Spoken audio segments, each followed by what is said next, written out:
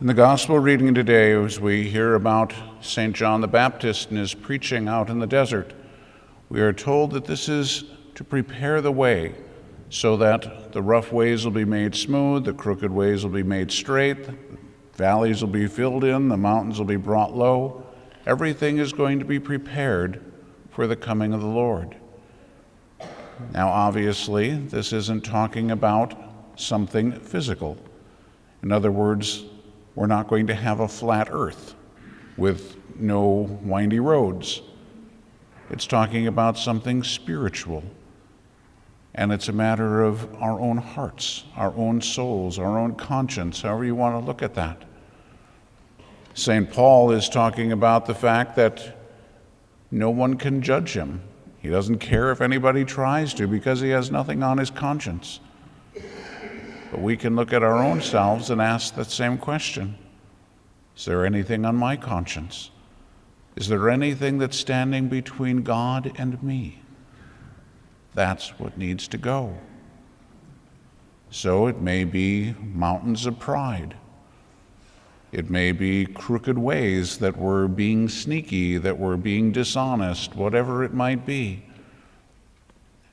Whatever it is, look in your own heart and ask yourself, what are the areas within my own self that if I were to stand before God today, that he would say, I have this against you? Whatever it might be, that's what we want to work on getting rid of. That's the way that we're going to make the way of the Lord smooth. That's the way we're going to be prepared for the Lord. So obviously, when St. John the Baptist was preaching, he was literally out in the desert. The area down by the Dead Sea is, well, it's dead. It's all the salt from the Dead Sea. And it used to be a massive, massive body of water. And so the ground there is so salty that there is nothing that grows. And so it is just a plain desert. But of course, if we look at this on the spiritual level, we have to remember we're talking about our own hearts. Our hearts should be filled with beautiful things, growth for God. If you want to think of it that way, it should be filled with beautiful flowers and trees and all kinds of beautiful things for the Lord. But ask yourself, is that what your own heart is filled with? Remember, there was a saint who had asked the Lord to be able to see what his heart looked like. The Lord showed him his own heart.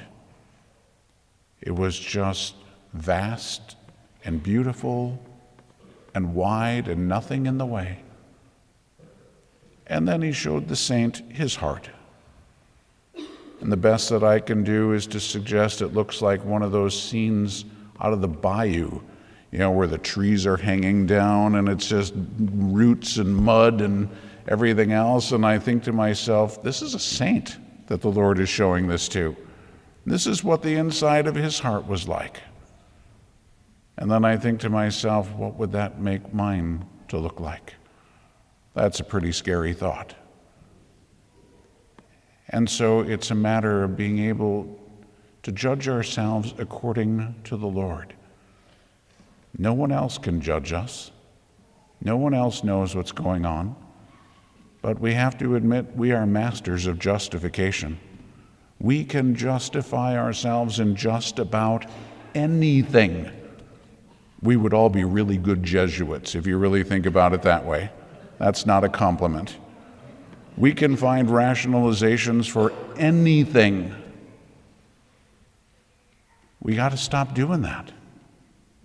We have to be able to look at the Lord, not at everybody else. It was okay for me to do this because. Is Jesus going to say that? Oh, yeah, the people around you were like, so yeah, you needed to do this. I'm not sure that that's what he's going to say.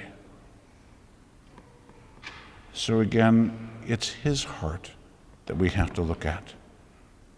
Because his heart is not a desert. Ours often is.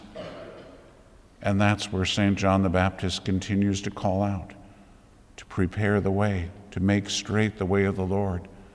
So we need to knock down the mountains. We need to fill in the valleys. We need to make the crooked ways straight. We need to make a way for the Lord, because that is really, truly all that is important.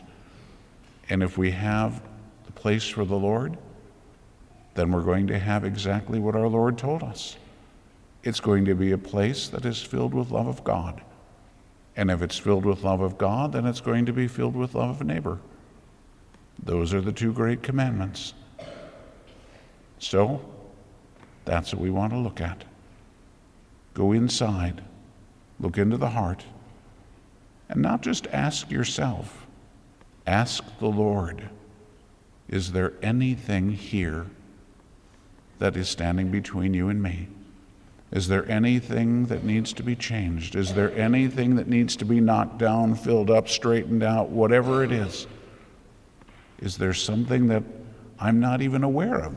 I have been such a professional at justifying my own sins that I'm not even aware sometimes that I'm doing things that offend God.